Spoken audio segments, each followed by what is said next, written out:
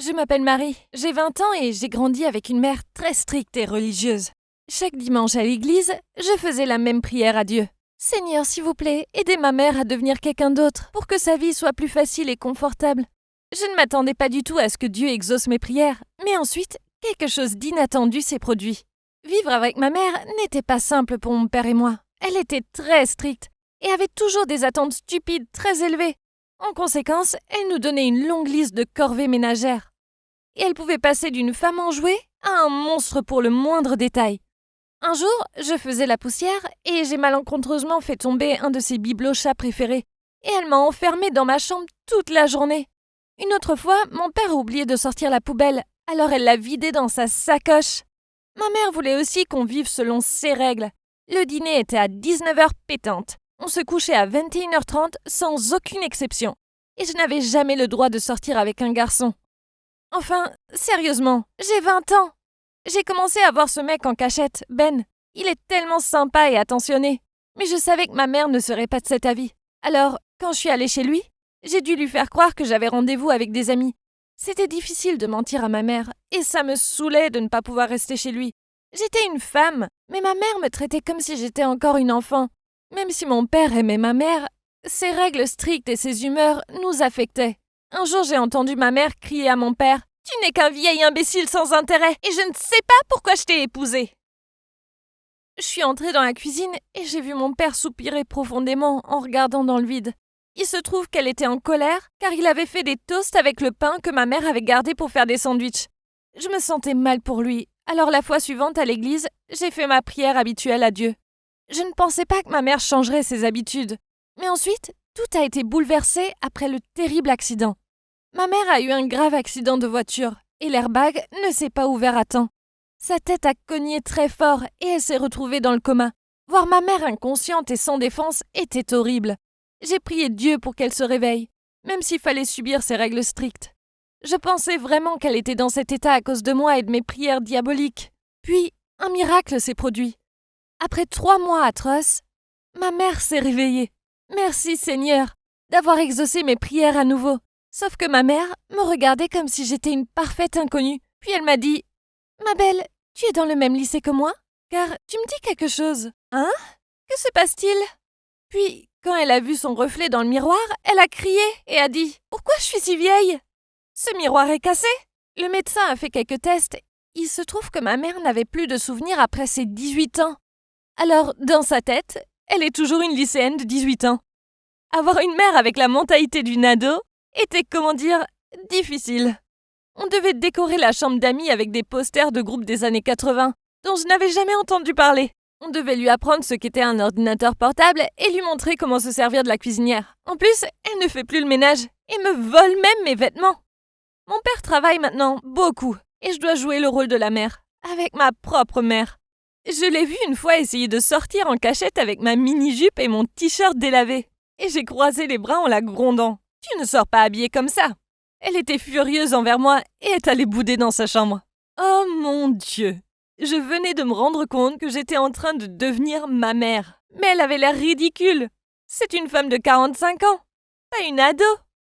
Mais après le choc soudain de ma mère agissant comme une personne totalement différente, je me suis mise à m'attacher à elle. Elle était drôle, très curieuse, et par-dessus tout, elle se fichait des règles.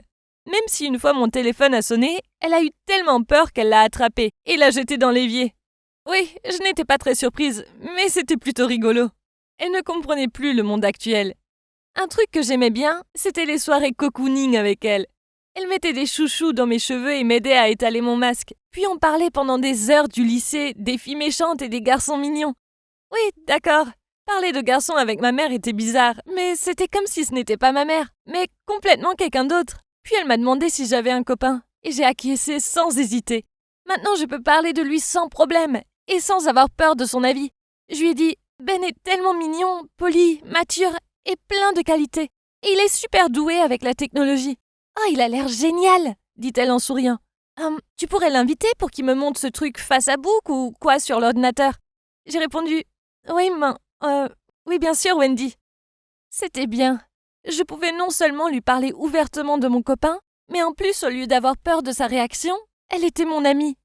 Ben est venue et a aidé ma mère avec l'ordinateur, etc. Enfin, elle paraissait toujours perplexe devant tout ça, mais il était très calme avec elle. Même quand elle a pris l'ordinateur portable et s'est mise à le secouer pour essayer de le démarrer. Oui, sinon il y a le bouton on.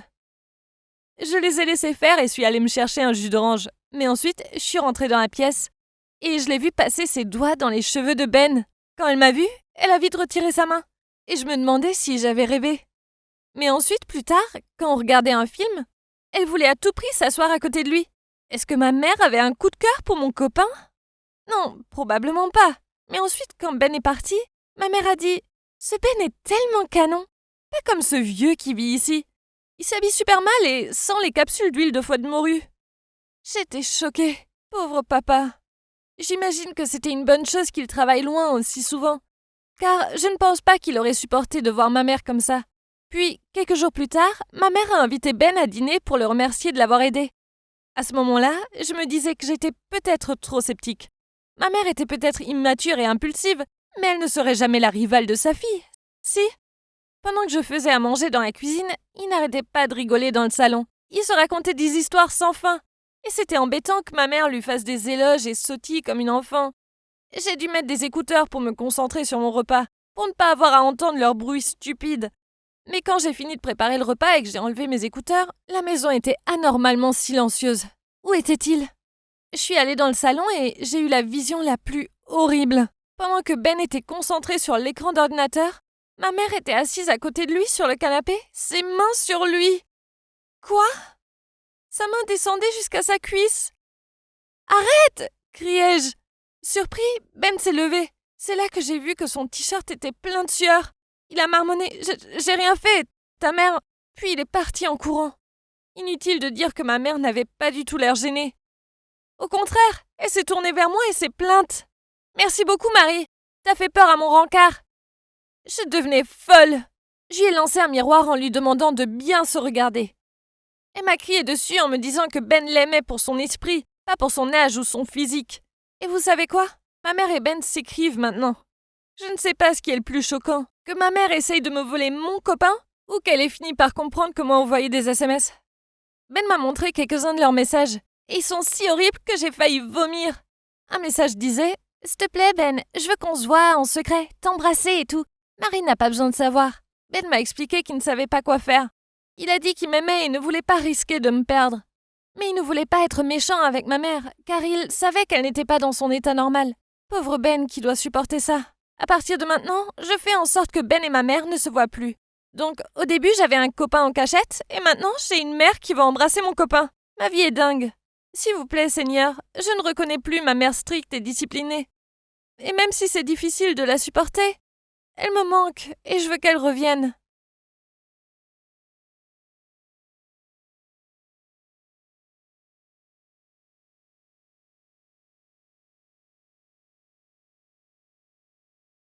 Salut, c'est Gabriel. Je ne veux pas passer pour un con qui exagère, mais quand il s'agit d'attirer l'attention des filles de mon école, eh bien, disons que j'ai le privilège de pouvoir choisir. J'aime bien mélanger les choses. Il y a eu la fille obsédée par les livres, la fêtarde, la fille à l'air innocent, la fille sauvage, et la fille qui sort du lot. J'en ai eu quelques-unes. Traitez-moi de mauvais garçon ou autre, je m'en fiche, car je profite de ma vie d'une manière qui me rend le plus heureux et le plus confortable. Les gens qui ont généralement un problème avec la façon dont je choisis de mener ma vie sont tout simplement jaloux. Pas de chance les gars, tout le monde ne peut pas être aussi charismatique que moi. Même si j'aime les filles, et je les aime beaucoup, je m'ennuie facilement. Donc ma relation la plus longue n'a duré que quelques mois. Le problème, c'est qu'après un an, je n'avais plus de filles. Il semble que j'étais à court de ressources. Et il n'y avait aucune façon de reprendre mes ex. C'est pourquoi, lorsqu'il s'est agi de ma dernière petite amie, la très jolie mais un peu ennuyeuse Chloé, j'ai décidé que rester avec elle était mieux que rien. Puis Charlotte a été transférée dans mon école, et vous pouvez dire qu'elle est super sexy. J'ai entendu une rumeur selon laquelle Charlotte avait été malade et avait donc raté une année scolaire. Puis sa famille a déménagé dans cette ville. Ok, je pourrais certainement supporter une fille plus âgée. Merci au ciel d'avoir amené cet ange dans ma vie. Maintenant, j'avais un nouveau but en vue. Des choses ennuyeuses. Chloé et le reste de mes ex. Je suis passé par là, et c'est terminé. Maintenant, j'allais chercher la perle. Seulement, j'avais de la concurrence, car Charlotte attirait l'attention de tant d'autres tigres affamés. Parmi eux, mes plus grandes menaces venaient de ces idiots de Adam et Frédéric. Quand il s'agit de sport et de filles, nous sommes comme des ennemis. Même lorsque nous sommes dans la même équipe, Frédéric me vole toujours mon ballon de basket et Adam de l'équipe adverse essaie toujours de m'attaquer, pas le ballon. Beaucoup de filles avec lesquelles je flirte sont tombées entre leurs mains, bien que cet amour se termine toujours après quelques jours parce que je sais déjà qu'il sortait avec ces filles juste pour m'énerver. Comme c'est enfantin. Cette fois, c'est hors de question que je les laisse gagner. Ils n'ont pas perdu de temps pour essayer d'attirer l'attention de Charlotte. J'ai vu Adam flirter avec elle près de la fontaine d'eau, et Frédéric s'est assis à côté d'elle à la cafétéria et l'a probablement empesté avec son Allender Burger. Plus tard, ce jour-là, j'ai vu Adam garé avec une voiture de sport brillante devant le portail de l'école. Et quand Charlotte est sortie, il s'est approché d'elle avec un énorme bouquet de roses. Mon Dieu, je crois que c'était encore plus gros que lui. C'est ridicule. J'ai juste souri. Je savais qu'un vrai homme ne se vanterait jamais pour gagner le cœur d'une femme. Alors je me suis dit que je n'avais pas à m'inquiéter longtemps. Puis Charlotte a commencé à éternuer. Il s'est avéré qu'elle était allergique aux fleurs. C'est hilarant. Je n'ai pas pu m'empêcher de rire. Le lendemain, j'ai décidé d'aborder la courtoisie de manière beaucoup plus douce. Je l'avais vu grignoter des barres de céréales. J'ai donc attaché un paquet de céréales à son casier avec le message suivant. J'ai remarqué que tu aimes tellement les noix que tu es si mignonne quand tu en manges. Et le lendemain, j'ai laissé un paquet d'attache-cheveux avec le message « Tes cheveux sont si beaux, mais ne les laisse pas cacher la beauté de ton visage, je veux te voir clairement. Utiliserais-tu ces attaches pour moi ?» Je l'ai vu sourire en mangeant des céréales et en nouant ses cheveux plus souvent. Quelle fille! C'était le moment de me montrer. Cet après-midi-là, j'ai pris un sac de céréales et un paquet d'attache-cheveux et je me suis mis à côté de son casier et j'ai dit « Tu en veux encore ?» Elle a rougi et m'a fait un signe de tête, puis a dit « Oui, je les veux tous les jours. Peux-tu faire ça pour moi ?» Génial. J'étais sur le point d'ouvrir la bouche pour répondre quand une main a saisi les paquets de ma main et a poussé Charlotte en arrière. C'était ma copine Chloé qui était venue me gâcher la journée. Mince, j'avais oublié de rompre avec elle. Allons, je lui avais à peine parlé depuis des jours. Elle aurait dû comprendre l'allusion. J'ai dû me précipiter pour empêcher Chloé de sauter et de frapper Charlotte. Et de nulle part, Frédéric est sorti et a emmené ma Charlotte. Je connaissais le jeu de cet idiot. Il avait poussé Chloé à tout gâcher. Quelle tactique sournoise.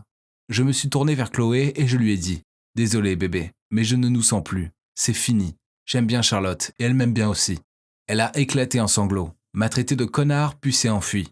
Au moins, j'ai été honnête avec elle. Maintenant, j'avais juste besoin de trouver comment me racheter auprès de Charlotte. Le lendemain, je me suis faufilé dans la salle de radio de l'école pendant les cours et j'ai fermé la porte à clé. Puis j'ai parlé dans le haut-parleur. « Charlotte, je t'aime vraiment bien. Je sais que mon passé trouble peut te faire sentir en insécurité, mais je veux dire au monde entier à haute voix que je veux être avec toi et que je ne sortirai jamais avec quelqu'un d'autre que toi parce que tu es mon souffle de vie. Je le jure. » Après cela, le directeur était furieux contre moi. Ma punition était de nettoyer les toilettes des garçons. Dégoûtant. Pire encore, quand je me suis promené dans le couloir, tout le monde a ri et m'a montré du doigt. Je pensais que je serais un héros, mais maintenant j'avais l'impression de n'être qu'un clown. En parlant d'humiliation, comment ai-je pu être aussi impulsif et stupide? Je me sentais comme un perdant. Et après tout ça, je n'avais plus de petite amie. Et maintenant, je n'avais plus de filles à fréquenter. Dommage. Cette nuit-là, je nettoyais seul les toilettes des garçons quand quelqu'un est entré. C'était Charlotte. Avant que je ne puisse lui demander ce qu'elle faisait là, elle a commencé à m'embrasser. Puis elle a dit « Tu as dit que je suis ton souffle de vie. Je suis là pour t'aider à respirer. » Je me suis énervé et je l'ai soulevée sur le comptoir et nous nous sommes embrassés frénétiquement. Mais soudain, j'ai senti quelque chose dans sa zone inférieure. Oh mon Dieu, ça ne peut pas arriver. J'ai paniqué et j'ai fait un pas en arrière. Charlotte a rougi et m'a expliqué. Je ne t'ai pas caché ce secret intentionnellement. Je suis en fait une fille trans. Je prends des hormones depuis 1 an, mais mon corps n'est pas encore parfait. J'ai bégayé. C'est fou. Alors tu es un homme? Elle avait l'air si blessée quand elle a répondu. Non, écoute-moi, je vais bientôt me faire opérer et... Mes oreilles bourdonnaient. Je me suis immédiatement précipité hors de là. C'était trop pour moi. Je venais d'embrasser un garçon. C'était un vrai choc, mais je ne pouvais en parler à personne. Alors, le lendemain à l'école, quand Charlotte est venue me parler, j'ai fait semblant d'être le charmeur habituel. Parce que vous savez, j'avais dit à toute l'école combien je l'aimais. C'est juste que quand je suis rentré à la maison, la scène horrible dans les toilettes des garçons me hantait encore. Puis quelques jours plus tard, en arrivant à l'école, j'ai réalisé que quelque chose n'allait pas, alors que tout le monde me regardait avec admiration et chuchotait entre eux, en parlant d'une atmosphère bizarre. Tout le monde entourait le vestiaire de ma classe. J'ai essayé de me glisser au milieu de la foule pour voir ce qui s'y passait, et j'ai réalisé que Charlotte essayait de retirer les bannières des casiers. L'un d'entre eux disait « Charlotte est plutôt sexy pour un mec ». Et un autre « Charlotte, plutôt un Charles ». Tout le monde connaît maintenant son secret. Pire encore, elle me regardait avec une telle haine. C'est alors que j'ai réalisé qu'elle pensait que j'avais fait ça. Puis, j'ai reconnu les voix de Adam et Frédéric dans la foule derrière moi. Adam a dit « Bien joué, Frédéric », et il a répondu « Elle, ou devrais-je dire, lui, le méritait ». J'étais en colère. Ils avaient découvert son secret, mais ils étaient si méprisables qu'ils l'avaient révélé à toute l'école. Il n'y a pas si longtemps, ils couraient après Charlotte et la traitaient comme une reine. Mais maintenant, ils l'insultent et l'humilient. Je me sentais si mal pour Charlotte. Alors j'ai couru et je l'ai tirée directement dans la salle de radio de l'école. J'ai alors parlé dans les haut-parleurs pour que chaque coin de l'école m'entende dire « Charlotte est une fille courageuse qui ose vivre en toute sincérité. Elle est un modèle pour les personnes qui doivent encore se retenir et vivre à l'encontre de leur véritable personnalité. Elle est née dans le mauvais corps, c'est tout. Charlotte est un ange qui mérite d'être aimé. » Le directeur a fait irruption et a éteint le micro avant que je ne puisse finir la phrase. Et cette fois, ma punition a été 1 mois de nettoyage. Ça va, car j'ai eu un ange qui s'est porté volontaire pour tout faire pour moi. Charlotte. Vous vous demandez si nous sommes un couple ou pas? Eh bien, pour l'instant, nous sommes juste de bons amis. Elle a beaucoup de choses à faire avec sa future opération et tout ça, mais je vais m'assurer qu'à partir de maintenant, je la soutienne. Je regrette ma première réaction à son égard. C'était une erreur de ma part. Charlotte est une personne extraordinaire et je tiens vraiment à elle. Quant à notre relation, qui sait si nous ne deviendrons jamais plus que des amis? Je suppose que c'est au destin d'en décider.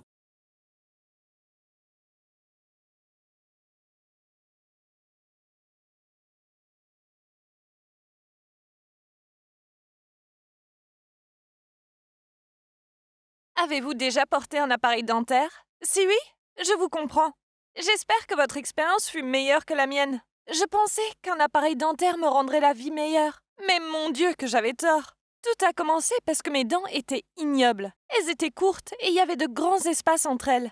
Mes amis faisaient des blagues dessus et c'était vraiment blessant. Mais j'ai essayé de ne pas montrer ce que je ressentais et rigoler avec eux. Puisque mes parents travaillaient loin tout le temps, je vivais avec mes grands-parents dans le New Jersey. Et ils n'ont jamais pensé que mes dents avaient un problème. Ils ont dit qu'elles pousseraient en grandissant. Mais honnêtement, j'en avais marre qu'on se moque de moi. J'ai fini par vouloir trouver une solution moi-même.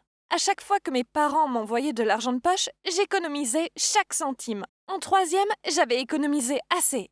Alors je suis allée chez un dentiste pour lui demander un appareil dentaire. Mon dentiste m'a dit qu'il faudrait le porter pendant 2 ans. Et je me suis dit que ça ne serait pas si grave, non? Enfin, quelques amies avaient un appareil aussi, et elles étaient toujours jolies. Malheureusement, ce n'était pas mon cas. Mes dents étaient tellement mal rangées qu'un appareil de base ne suffirait pas. Une de mes amies avait eu un appareil invisible. Alors j'ai demandé à mon dentiste si je pouvais en avoir un, mais il a dit qu'il me fallait quelque chose de plus coriace. Je me suis retrouvée avec des bagues en fer noir, et je paraissais encore plus moche qu'avant. J'étais si stupide d'imaginer qu'un appareil rendrait mes dents plus belles comme par magie. Mes amis trouvaient ça drôle et disaient qu'on aurait dit que j'avais un chemin de fer dans la bouche. Tout le monde se moquait de moi, et je me suis lentement éloignée d'eux. Ces jours-là furent parmi les pires de ma vie, et tout ce que je voulais était m'enfuir où personne ne me connaîtrait. Alors, après avoir eu mon brevet, j'ai convaincu mes parents de me laisser venir vivre avec eux à New York. Je me suis dit que ça pourrait être un nouveau départ à mon nouveau lycée. Mais en sachant que je devais porter l'appareil pendant 2 ans, il fallait que j'aie un plan. Je ne voulais pas être le bouc émissaire encore une fois. Alors, j'ai fait semblant d'être muette, pour ne pas montrer mon appareil. Le jour de la rentrée à mon nouveau lycée, j'avais fait une lettre disant que j'étais muette suite à une opération du larynx, et que j'étais en phase de guérison, mais que ça prendrait plusieurs années. J'ai même imité la signature de mes parents. Heureusement pour moi, ils étaient trop occupés pour m'accompagner le jour de la rentrée, donc tout s'est passé comme prévu. Je pensais que quelqu'un serait dubitatif, mais on ne m'a rien demandé. Même les profs compatissaient et disaient que tout se passerait bien, et que je réussirais quand même. Je n'y croyais pas, mais je savais qu'il fallait que je sois prudente. Alors je me suis mise à part pour que les autres n'essayent pas de me parler. Je ne mangeais même pas à la cafétéria, car j'avais trop peur que les autres voient comme c'était gênant quand je mangeais. Je devais vraiment ouvrir ma bouche très grand et mâcher très lentement. Et ensuite, il y avait toujours des morceaux coincés dans les bagues. Mis à part de vilaines dents, je n'étais pas moche. En fait, grâce à l'appareil dentaire, j'avais perdu 10 kilos. Alors, mon corps était canon. Si je n'ouvrais pas la bouche, j'étais plutôt jolie. Et puisque je me tenais éloignée des autres, j'avais un côté mystérieux. Après environ une semaine, quelques mecs sont venus vers moi pour essayer de me draguer. Mais je les ai ignorés. Je savais que si j'ouvrais la bouche, ce serait fichu. Je voyais qu'ils pensaient que je jouais un peu les divas, mais c'était toujours mieux que de dévoiler mon vilain secret. Il y avait ce mec, Joe, que j'aimais secrètement. Et je savais que c'était réciproque, car il essayait toujours de me parler. Mais évidemment, je l'ignorais, et je me sentais coupable. Chaque fois qu'il venait vers moi, je faisais semblant d'être occupée, ou je faisais comme s'il était invisible. J'aurais aimé pouvoir être honnête avec lui, mais alors il n'en penserait plus pour moi. Enfin, quel mec voudrait sortir avec une fille qui porte un tel appareil? Quant aux filles, elles ne m'aimaient pas du tout. Une fois, une fille de ma classe, Angèle, a essayé de me poser une question, et je suis partie. Elle m'a crié dessus en me demandant pourquoi j'étais si méchante, en disant que personne ne l'avait ignorée avant moi. C'était la fille la plus populaire du lycée, et depuis ce jour-là, elle s'est mise à mal me traiter. Je l'entendais murmurer à ses amis que je devais être dans une école pour handicapés. Et puis un jour, elle est venue me le dire en face. Ça m'énervait tellement. Ce lycée était aussi nul que le collège. Je ne comprenais pas pourquoi les gens étaient si méchants. Mais ça, c'était rien. Ça a empiré. Un jour, je me suis réveillée avec un rhume. Je n'arrêtais pas de tousser et d'éternuer. Mais je ne pouvais pas rater les cours, car on avait un contrôle ce jour-là. J'ai décidé de porter un masque pour qu'on ne voie pas mon appareil si je devais tousser ou éternuer. Quand j'ai fini le contrôle, j'étais à mon casier et soudainement, j'ai eu une crise d'éternuement. J'ai éternué 5 fois de suite. Et puis j'ai dit « Eh ben !» tout fort par réflexe. Puis j'ai paniqué. J'étais censée être muette et je venais de parler. Et si on m'avait entendue? Eh bien oui. Je me suis retournée et Angèle était là avec ses amis. Elle me regardait l'air surpris et Angèle a dit « Je pensais que tu étais muette, hein ?» Puis elle est venue vers moi pour m'arracher mon masque. Soudainement, Joe est apparu et l'a empêché. Il lui a dit de reculer. Puis il est resté pour me protéger. Personne n'avait fait quelque chose d'aussi gentil pour moi depuis des années. C'est là que j'ai commencé à sortir avec Joe. On allait à la bibliothèque, se balader en forêt, et on jouait même du piano ensemble. Je tenais un petit carnet pour écrire tout ce que je voulais lui dire. Et évidemment, je ne faisais que sourire. Je ne riais jamais quand j'étais avec lui. Mais un jour, il s'est penché pour m'embrasser, et le pire s'est produit. L'idée que ses lèvres touchent mes bagues métalliques m'a dégoûtée de moi-même. Alors quand ses lèvres ont touché les miennes, j'ai tellement paniqué que je lui ai donné un coup de tête. Et quand j'ai réalisé la bêtise que je venais de faire, du sang coulait de ses narines. On a essayé d'arrêter le saignement comme on a pu. J'avais vraiment honte de ce que j'avais fait, que j'avais tout fait pour ne pas pleurer devant lui. Et il rougissait timidement. Après ça, c'était difficile d'être vraiment détendue avec lui. Même si je l'appréciais beaucoup, j'avais peur qu'il aperçoive mes horribles dents et rompe avec moi. Et je ne savais pas ce qui allait se passer. Un matin, j'allais à mon casier quand j'ai remarqué que tout le monde me dévisageait. J'étais si embarrassée, je ne comprenais pas pourquoi ils me regardaient. Puis j'ai vu, il y avait des dizaines de photos de moi collées sur mon casier, toutes de la période collège, quand je n'avais pas d'appareil, jusqu'à ce que j'en porte un. C'était les pires photos. J'étais moche et grosse dessus, et je n'arrivais pas à croire que quelqu'un était aussi cruel. Je restais là, choquée. Angèle est venue vers moi et a dit « Tu es une menteuse, un monstre qui se fait passer pour une petite princesse. » Eh bien, la vérité a éclaté maintenant. Puis elle s'est tournée vers tous ceux qui nous regardaient en leur disant que je n'étais pas muette. Il se trouve que sa cousine était à mon ancien collège et elle s'était vue. Elle avait dit à Angèle que je n'étais pas muette et que je n'avais pas eu d'opération, que j'avais simplement de vilaines dents. Quand elle est passée devant moi l'air triomphante, j'étais rouge de colère et j'ai perdu mon sang-froid. J'ai couru et je l'ai poussée et l'ai fait tomber dans le couloir. Puis je me suis mise sur son dos pour lui tirer les cheveux. Puis j'ai vu du sang.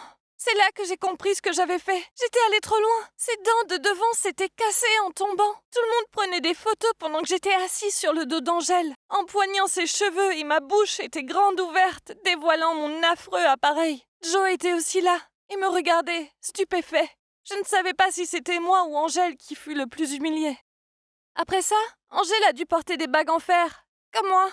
Le dentiste a dit qu'il y avait des problèmes avec son canal dentaire, donc qu'elle ne pouvait pas avoir d'implant. La seule solution était de porter des bagues en espérant que les dents viennent boucher le trou. Et mes parents ont dû venir au lycée pour s'excuser. Et bien sûr, j'ai été exclue pour ce que j'ai fait. Pas seulement pour avoir poussé Angèle, mais pour avoir imité la signature de mes parents.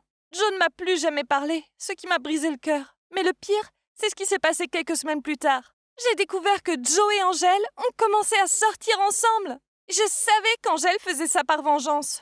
Mais je me demandais, est-ce que ça voulait dire que Joe ne trouvait pas que les filles avec un appareil étaient moches? Alors, pourquoi avoir caché le mien? Et il y a encore une chose que je veux savoir. Comment font-ils pour s'embrasser puisqu'Angèle a un appareil?